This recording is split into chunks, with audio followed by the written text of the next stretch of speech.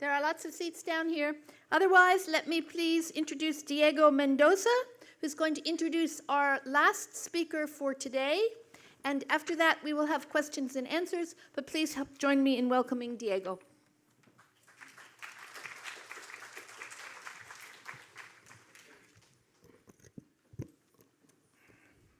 Good afternoon, ladies and gentlemen. My name is Diego Mendoza, and I'm a painting and printmaking student at Virginia Commonwealth University in Qatar. Our next speaker has dedicated his life into finding the exquisite and the sublime in Islamic art. Furthermore, he is well known for his fine eye and his marvelous detective skills. He studied history and art history at Copenhagen University. In 1984, he joined the David's Collection, the most important Islamic art collection in Northern Europe. By 1985, he had already taken the role of director of this prestigious institution. He has spent his life assuring the superb quality of the David's Collection that has characterized it for more than half a century. On top of all of this, he is also co-editor of the research journal of the David's Collection, and he has written many explanatory texts, articles, and books on Islamic miniature and textiles. The title, Woven Treasures, Textiles from the World of Islam, is particularly exquisite. And indeed tonight, he will take us into a journey through the world of Mongol Islamic textiles. Without further ado, it's a pleasure for me to introduce Dr. Kjeld von Folsach.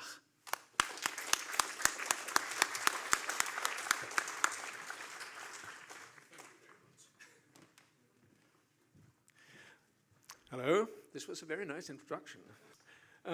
First, I would like to thank the organizers of this conference in Doha and abroad for inviting me to join this group of distinguished scholars.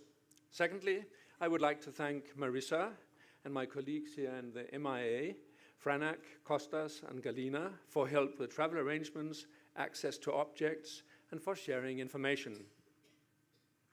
One of the key words for this conference is beauty, and I can hardly think of a group within Islamic art that embraces the concept more convincingly and graciously than textiles. Besides their aesthetic qualities, textiles, especially early and medieval ones, played a highly important role, whether social, political, or utilitarian, in the society and culture that Lisa Gollenbeck once, very much to the point, described as the draped universe of Islam.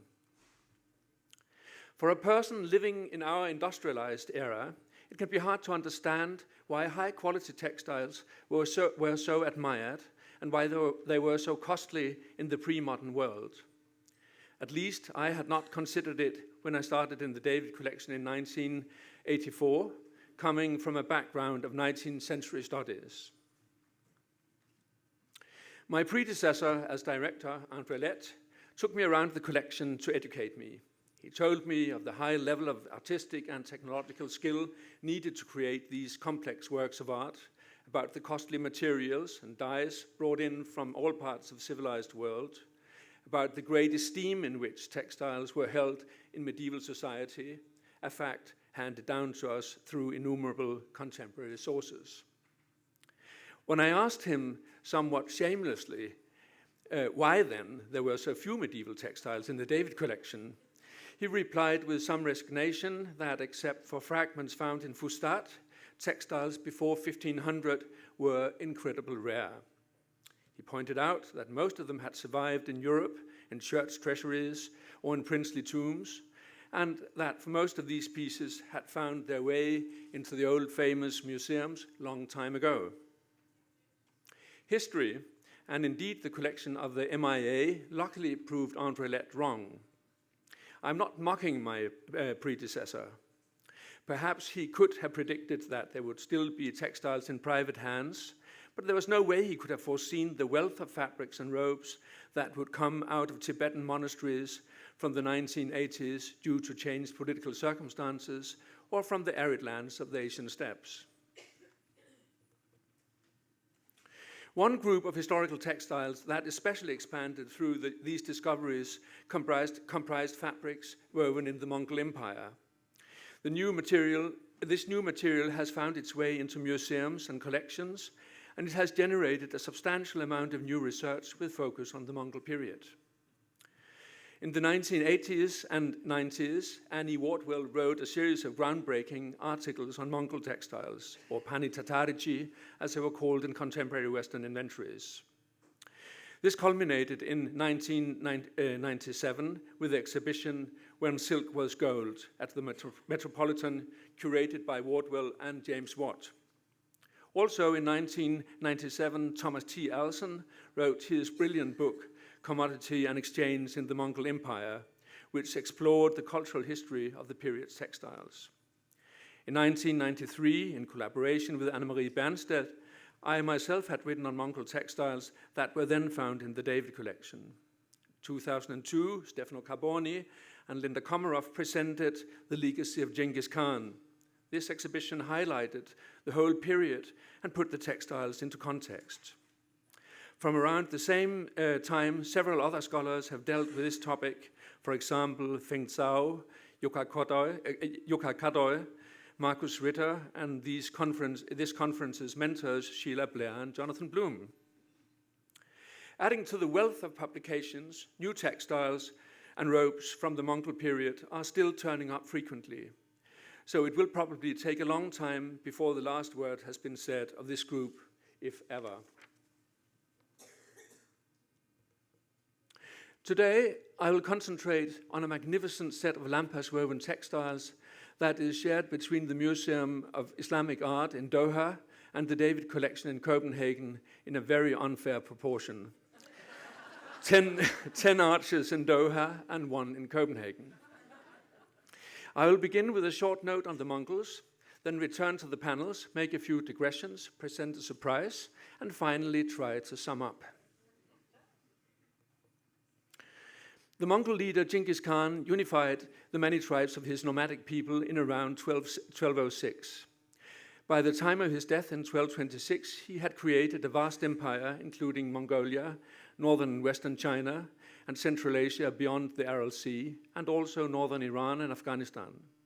This huge area was further added to by his successors, and for the first time, and for only time, Eastern and Western Asia was joined in one empire. Since there was no given rules of succession among the Mongols, new leaders had to be chosen, quite often after heated debate and fighting. Genghis Khan had 4 sons, all of whom directly or through their successors would become great Khans or leaders in one of the 4 Khanates into which the empire eventually would break up. The empire, the Great Khan, Yuan China, the Chagatai Khanate of Central Asia, the Golden Horde in Russia, and the Ilkhanate in Afghanistan, Iran, and Iraq. The Mongols have a nasty reputation as merciless destroyers and of entire cities and populations if the conquered didn't submit to their power immediately. This is largely true, but they also created an immense empire where trade and ideas could move freely under the aegis of the Pax Mongolica. They were open-minded and less self-centered than many of the old cultures, and they were very well aware that they needed the know-how of the sedentary peoples they conquered. As a result, artists and craftsmen were spared execution and forcibly removed from their homelands to different centers in the empire to work for their new masters. This resulted in a fairly unorthodox culture where people from all religions and cultural backgrounds were taken seriously if they could contribute something. In the arts, this meant that motifs and techniques from East and West were joined in an eclectic or synthesizing way, and new expressions were created. As mentioned earlier, textiles were a commodity of the highest importance for nomads, and this was certainly true of the Mongols, both before and after they became rulers of an empire. They were particularly fond of textiles woven with gold thread, a type they called nasij, from the Arab verb nasaja, to weave. This is an example here in the museum. In time, nasij became synonymous with cloth of gold and silk. In the beginning, these complex textiles were traded, looted, or received as tribute, but later they were also being produced in Mongol centers by foreign weavers. At court, luxury textiles were of course used as an expression of power and splendor, and demand was enormous. Tents and other forms of architecture were draped in nasij. The entire court was clad in golden robes presented by the ruler, while other garments or uncut cloth was bestowed on visitors, ambassadors, etc. Most sedentary societies paid serious attention to architecture and its decoration. So did nomadic societies, but their dwellings were made not of stone and brick, but of wood and textiles. Neither pictorial nor the many written sources give us an exact idea of what the great imperial tents looked like in the period. But they could be huge, holding up to 1,000 people and lined with golden silks. They were as impressive as real architecture, and magnificent tent cities were the rule rather than the exception among the great Islamic dynasties in the East for centuries to come. The panels we are now going to look at were most probably woven to decorate the interiors of such tents. As far as I know, the history of the panels is as follows. In January 1997, the Hong Kong-based art dealer Plum Blossoms offered the David collection one complete panel, that is, 2 arcades, supported by 2 columns in the left side, 2 in the middle, and none in the right side. In May the same year, this group had grown by 4 pieces, a complete panel cut in 2 halves vertically, and a narrow strip consisting of 1 column. A year later, 2 more complete panels were added. In the meantime, in 1997, the David collection had bought half a panel from another art dealer. This makes a total of 8 pieces, 7 of which are in Doha today. All panels originally came from the same dealer, and all panels were said, and I'm sure that is right, they come from Tibet. As far as I'm aware, no further panels have surfaced since. A full panel from selvage to selvage is approximately 124 centimeters wide, and all are between 220 and 228 centimeters high. All the panels have been cut at the top, and some at the bottom, though a few, including the one in the David collection, have their original starting or finishing band preserved. This means that the textile was actually woven from here and upwards. Typically, for most of the Mongol lampas woven textiles, the selvages end in a fringe formed by the loop wefts. That's what you can see on the right side. I will not, and I cannot, present you with an in-depth technical analysis of these very complex lampas woven textiles, but I would like to draw your attention to a few details using the David panel as an example. The main colors in the textile are coral red and gold. The background for the coral red and golden ornaments is yellowish beige with a pink tone, but it is an optical effect obtained by the mixture of red and yellow silk threads. Only at the top, and this is what you see here, only at the top, in and around the pearl border, aubergine-colored silk is used in the upper part, but rather surprisingly, the aubergine-colored silk is mixed with silk in a greenish-yellow tone in the lower part of the border and the stripe below. The gold threads are even more unusual. All the gold thread below the pearl border we just saw consists of fairly thin paper strips gilded on the outside and wrapped around a silk core.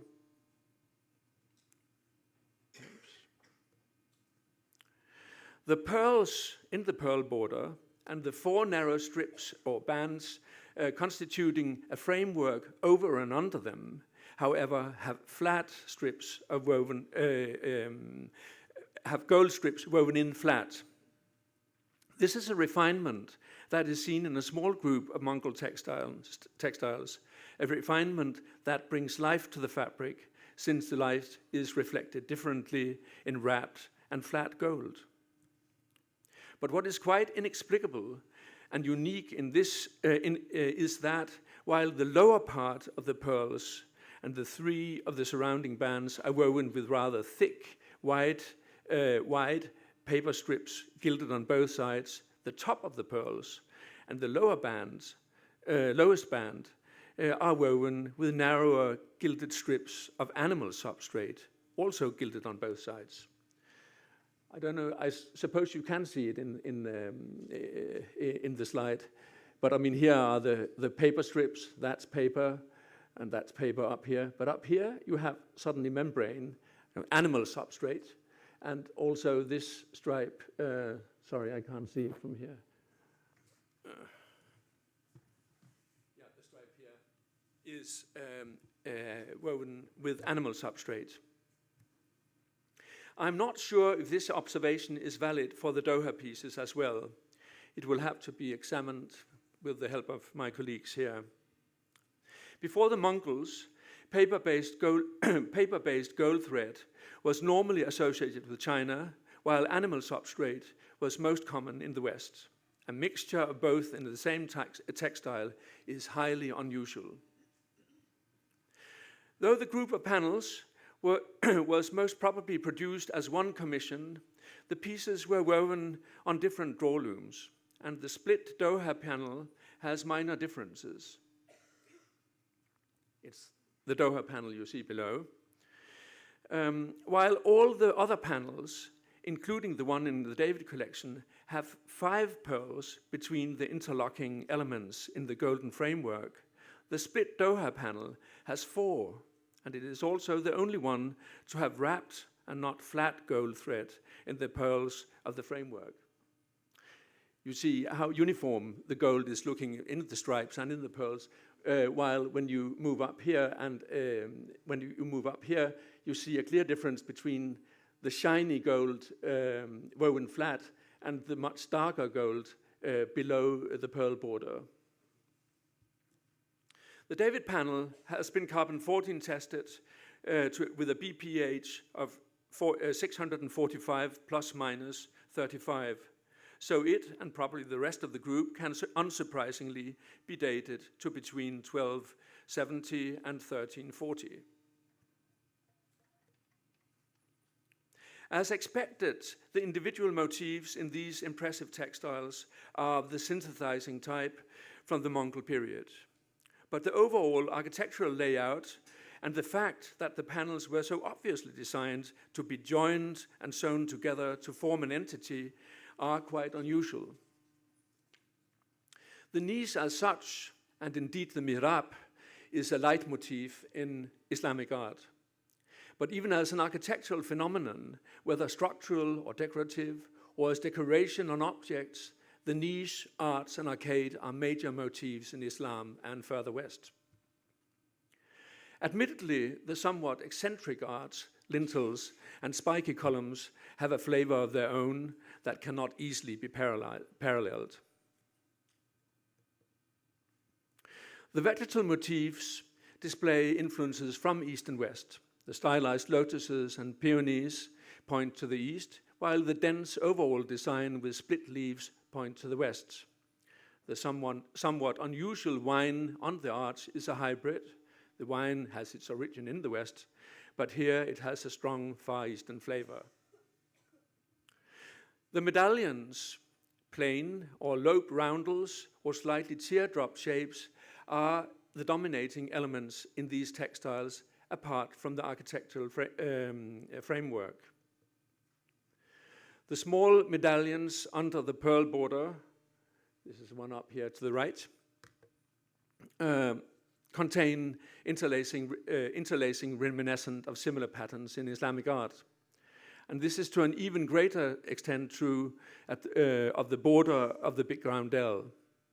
It has a calligraphic, Kufesque character, and the interlocking bands forming little medallions have many parallels in metalwork from eastern Iran. The swimming ducks, the flying birds, whatever species they might be, and the coiled dragons all originate in the east. The cockerels, on the other hand, especially the big confronted ones with a stylized tree of life between them, have obvious roots in Western art, including their, what I would call their Royal Air Force wings, and quite unusual beaded breast is found in Islamic art.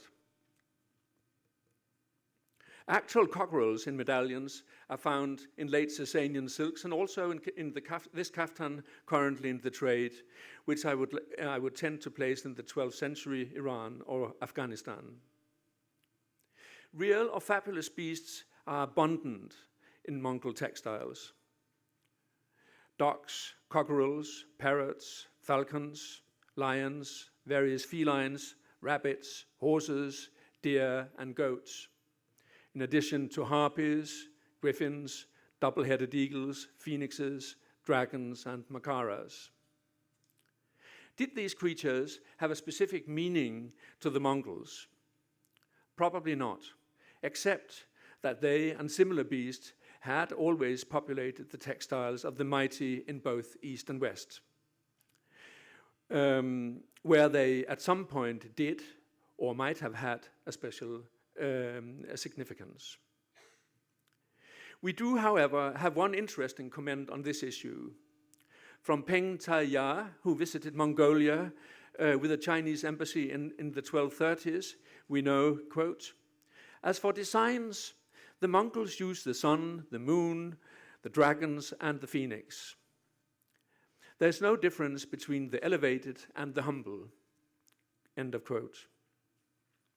This changed under Kublai Khan, and in the Yuan Shi, the official history of the Yuan dynasty, stated in 1270 that it was forbidden to have designs with sun, moon, dragons, and tigers and rhinoceros outside the court.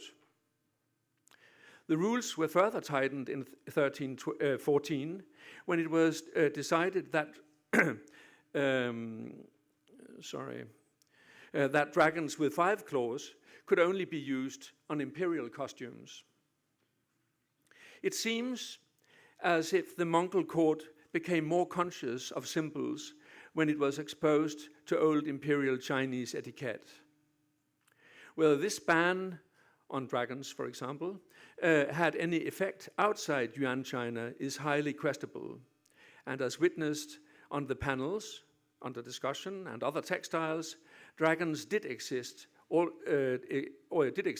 and also spread to other media in the Ilkhanate West. Medallion designs containing different motifs, human, beasts, or plants, alone or mirrored over a central axis, have a long history that goes back several centuries before the advent of Islam. By far the majority of them appear in the Byzantine and Sasanian West, but they are also frequent in Sogdiana or Central Asia and appears as Western-influenced exotica in Tang, China. Well, this is the one down here. In Byzantium, they continued to be popular in the 13th and the 14th century. In Islam, however, they seem to have disappeared or become very old-fashioned by the beginning of the 13th century. Textiles like these from Spain and Iran, or this great rope in Doha, should be dated to the 12th century at the latest. In China, such medallion designs were more or less absent after the Tang, So it is rather surprising that medallions play such a prominent role in Mongol textiles from the middle of the 13th century and well into the 14th. We see them in many variations in the panels discussed here, and they achieve monumental scale in these two textiles in Copenhagen and Doha. They appear in many small variations, and again, in a large and complicated fashion in this impressive lady's robe in Doha, which you can see upstairs. One could claim that this unique textile in the David collection is the king of the Mongol medallions. But it is neither part of a larger design, nor does it belong to the lampas woven textiles discussed here. It was woven in a completely different technique, curseur or tapestry. It is worthwhile noting that this roundel, probably manufactured in one of the Ilkhanid centers in western Iran, also displays the same mixture of elements from the east and west, so much that the Mongol ruler is flanked by his Mongol general or crown prince and his Persian or Arab vizier. In pre-Mongol medieval Islamic painting, I have only been able to find one depiction of a textile with a proper medallion design, namely the one worn by these guardsmen from the Ghaznavid Palace in Lashkari Bazaar, datable to the first half of the 12th century. But painting is scarce before 1200. What is more surprising is that I have not been able to find a single medallion design in the many paintings from the Mongol period. There are dots or rosettes, but not true roundels like the ones in the actual textiles, and I would be very happy to be informed if you know of any. As mentioned earlier, all the silk panels under discussion are cut at the top, just over the pearl border. There are, however, minute remnants of a design over it that can be seen, especially on the split panel in Doha. It can also just be glimpsed on the piece in the David collection and probably also on some of the other Doha textiles. The glimpse, well, yeah, I put a pointer. You see here, I mean, this is all gold spun around, and here it's woven in flat. So there's obviously a design of some kind. Several people have proposed that the missing design would have been an inscription or pseudo-inscription frieze. This suggestion does make sense if we look at the split panel, and it is certainly supported by the evidence provided by a lot of other Mongol textiles. These are just 3 examples from the David collection, and all of them have 2 types of gold in the calligraphic bands, calligraphic in inverted commas. In this detail of the central textile, you can appreciate the differences between the flat gold background and the slightly higher wrapped areas forming the letters. And E. Wardwell identified this rich effect years ago in the contemporary sources as a special luxury technique called gold on gold. This brings me to another digression, the tiraz phenomenon, which I cannot deal with in depth here. I would, however, like to quote the North African historian Ibn Khaldun's Muqaddimah from the 1370s. Quote, the pre-Islamic non-Arab rulers used to make a tiraz of pictures and figures of kings or other figures and pictures specially designed for it. The Muslim rulers later on changed that and had their own names embroidered together with other words of good omen and prayer. End of quote. Ibn Khaldun states that there was a change from pictures to text in princely textiles when the Muslims took over. Further, to make it short and very simple, in the heyday of Islamic tiraz under the Umayyads, Abbasids, and Fatimids, these textiles were produced for the Muslim rulers and distributed according to strict rules. The receiver wearing such textiles could demonstrate that he had the favor of the ruling prince. For the prince, these fabrics with his name were an advertisement of his sovereignty, on par with having his name mentioned in the khutbah, the Friday prayer, or sikha, the right to have his name on coins. Even when the political importance of tiras diminished during the 11th and 14th century, inscriptions with good wishes, etc., still enjoyed a high level of prestige in the Arab-speaking world. Even pseudo inscriptions, such as the one on this Yemeni ikat textile, were appreciated and obviously echoed real tiras. From the Mongol period, we know of 3 textiles that could be considered tiras because they carry the names and titles of princes. The first one is from the tomb of Rudolf IV, who died in Vienna 1365. The textile carries the titles and names of the Ilkhanid Sultan Abu Sa'id and can be dated to between 1319 and 1335 based on the titles. As you can see, the stripe pattern is very different from the other textiles I have discussed today. And it is also the only one woven with real metal scripts. It was undoubtedly woven in another part of the world, most probably Western Iran, then controlled by the Ilkhanids.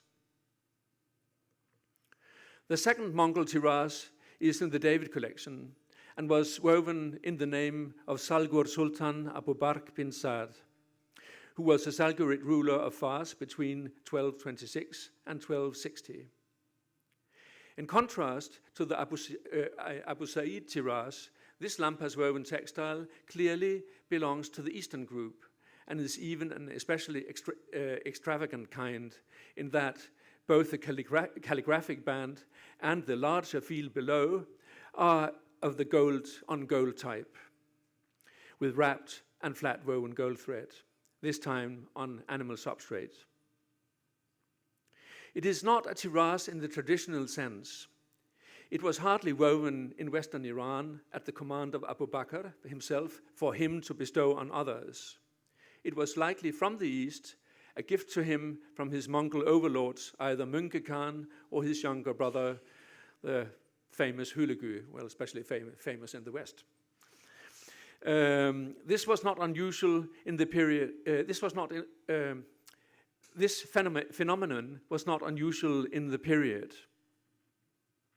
In 1323, according to the historian Abu al-Fida, the aforementioned Ilkhanid Sultan Abu Sa'id sent 700 pieces of cloth to the Mamluk Sultan An-Nasir ad-Din Muhammad with the Mamluk's name woven in. Not his own name, but the Mamluk's name.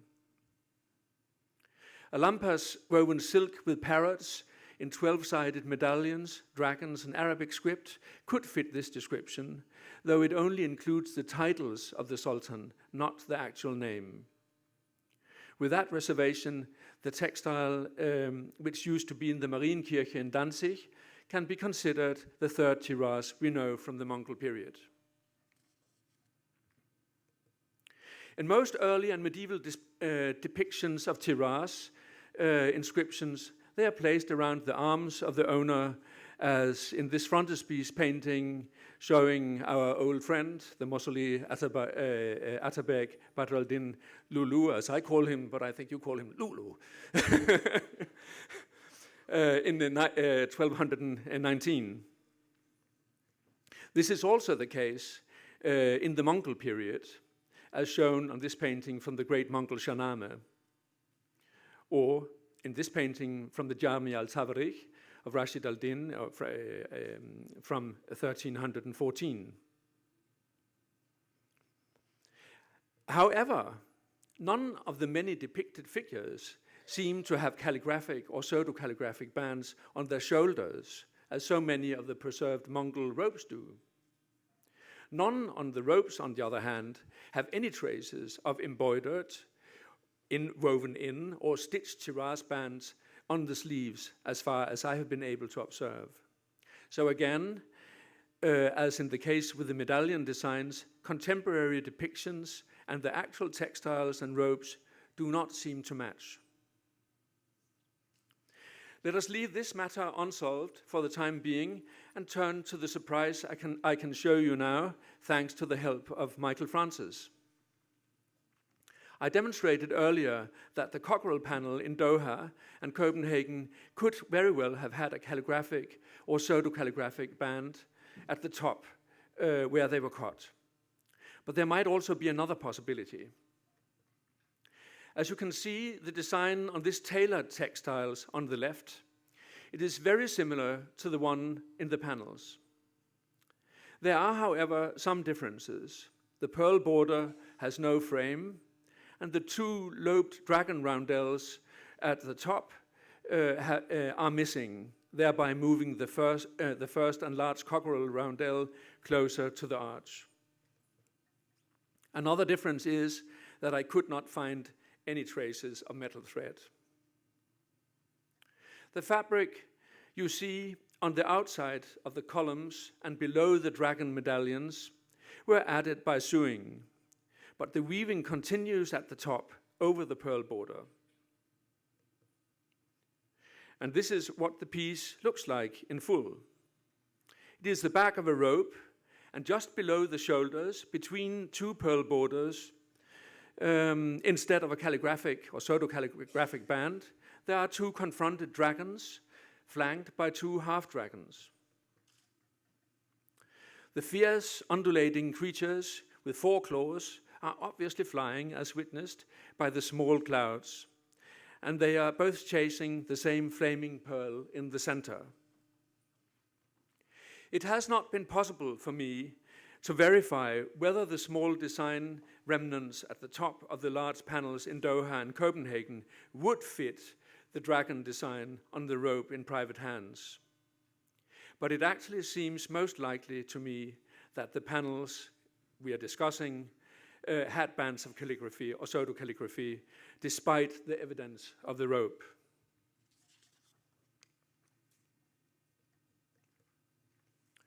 I once read a very academic German book on architecture in which the title of the last chapter was Kein Schlusswort, freely translated as No Conclusion. Today I find this title quite appealing, but I will try in any case to end this talk with some concluding remarks. The Mongols were homines novi, new people among the old sedentary cultures in the Middle and Far East. They were aware of it, and I believe that this is probably one of the reasons why they were so eclectic and relatively archaic in their taste, at least in the 13th and early 14th century. When medallion designs with heraldic animals, etc., and tiras inscriptions, real or pseudo, had disappeared or were about to disappear in the Islamic world, the Mongols fell back on these two marked decorative elements, which, in the word of Ibn Khaldun, had been used by pre-Islamic and Islamic princes for centuries. A great deal of well-spent energy has been employed on suggesting where these rather homogeneous and yet varied group of textiles was woven. Based on historical sources and analysis of artistic motifs, materials, and weaving technique, they have been moved east and west. All agree that they were produced in an area covering the eastern Iranian world, Central Asia, Mongolia, or northern China. This is admittedly a great expanse. And some scholars have subsequently been more audacious and specific in their attributions for many good reasons. However, I still believe, as I did in 1993, that one should be careful with overly narrow attributions. Before the unity of the conquered lands disintegrated, the Mongol Empire had been an area of migration and cultural exchange for a long time. Raw materials, finished goods, technical know-how, and artistic motifs traveled freely under the Pax Mongolica. People moved or were moved against their will from one end of Asia to another. A fact that speaks for production sites east of Ilkhanate Iran, however, is that none of these textiles, as far as I'm aware, have been found in Muslim lands. Even the tiras of Abu Bakr came from Tibet and never reached Fars. But this can be accidental, and some Eastern textiles actually arrived in Europe in the medieval period. Another indication of the same Eastern provenance might be that we find no depictions of shoulder inscriptions or designs with big roundels on the fairly rich repertoire of Islamic painting from the Ilkhanate lands. I will a bit timidly suggest an area of origin for these synthesizing Mongol textiles between the Islamic and Chinese heartlands, a vast expanse often described vaguely as Central Asia, an area which, like a rubber band, can be stretched here and there and in many directions. The gold and silk panels shared between Doha and Copenhagen are in any case among the most impressive lampas woven textiles from the medieval period. Apart from that, they are the earliest surviving group of panels which, with a very high degree of certainty, were designed to decorate the magnificent tents of the Asian nomads. To find preserved woven tent panels of a similar quality, we must go 300 years forward in time to the Indian Empire of the great Mongols. Mughal means Mongol in Persian, and the dynasty's rulers were proud to be descended from the golden line of Genghis Khan. Thank you.